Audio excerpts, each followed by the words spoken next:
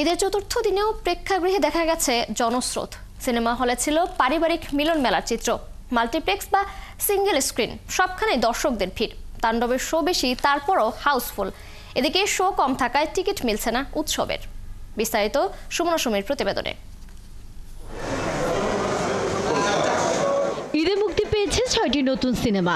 এক ঝাঁক সিনেমার মধ্যে 133টি প্রেক্ষাগৃহ পেয়েছে তাণ্ডব। সিনেমাটি চতুর্থ দিনেও ছিল দর্শকের মূল আকর্ষণে। তাণ্ডব অল দ্য বেস্ট, তাণ্ডব শাকিব খান, কিং খান, শাকিব খান, তাণ্ডব এক কথায় অসম। ছবির আসল ইয়ে হচ্ছে শাকিব খান, এরপরে জয়া আহসান, সাবিলা নূর। খুবই ভালো লাগছে, ভালো লেগেছে। আমি হলে বসে সেদিন দেখলাম প্রথমবার সিনেমা তাণ্ডব, দেখলাম, ভালো লাগলো, আমার কাছে খুব ভালো লাগলো। এবং দর্শকের যে পার্টিসিপেশন, সেটা আসলে আমাদের ভালো কাজের ইন্সপিরেশনটা আরও অনেক বেশি বাড়িয়ে দেয়। এবার ঈদে আলাদা মাত্রা দিয়েছে নির্মাতা তামিম নূরের উৎসব সিনেমাটি। নির্মাতা আগেই জানিয়েছিলেন পরিবার ছাড়া দেখা নিষেধ। 90 দশকের কথা বলছি, কিন্তু এখন যেহেতু পরিবার নিয়ে এসছে, তো বিভিন্ন প্রজন্মের সবাই আসলে এখানে দেখতে এসছে।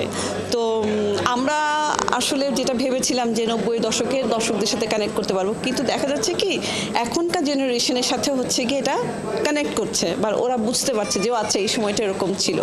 সময়ের সাথে সাথে হলে যেমন বাড়ছে দর্শক, তেমনি দর্শক টানতে ব্যস্ততা বেড়েছে সিনেমাগুলোতে অভিনয় করা তারকাদেরও।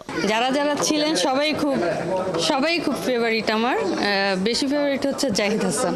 ওনারা অ্যাক্টিং থেকে মনে হয় সামনে চলে এসছে, এটা আসলে আনএক্সপেক্টেড একটা বড় কিছু ছিল। আর সবচেয়ে মজা লাগছে আমাদের আগের নস্টালজি হয়েছে অনেকক্ষণ ধরে, সেই আগের মতো মনে হচ্ছিল সবকিছু। দর্শক বলছেন সামাজিক স্পন্দন ফিরে এসেছে বাংলা সিনেমায়। তবে সিনেমায় এই পারিবারিক উৎসব আশা জাগানিয়া এনজয় করেছে আমি, মানে আমাদের একটা ফ্যামিলি সবাই মিলে দেখার মতো একটা সিনেমা। খুবই ভালো লাগছে, অনেকদিন পর। It was really like wholesome একটা মুভি ছিল। ফ্যামিলি নিয়ে দেখার মতো খুবই ভালো, feel good type of film, emotional. অবশ্যই আমি খুব ইমোশনাল হয়ে গেছি। জাহিদ হাসান, আফসানা বিবি আমাদের ফেভারিট। সিনেমা প্রেমীদের অভিমত, ঈদের সিনেমাকে ঘিরে পারিবারিক ও সামাজিক নস্টালজিক মুহূর্তগুলো হয়ে উঠেছে উচ্ছ্বাসের যোগ্য। সুমনা সুমি, ৭১, ঢাকা।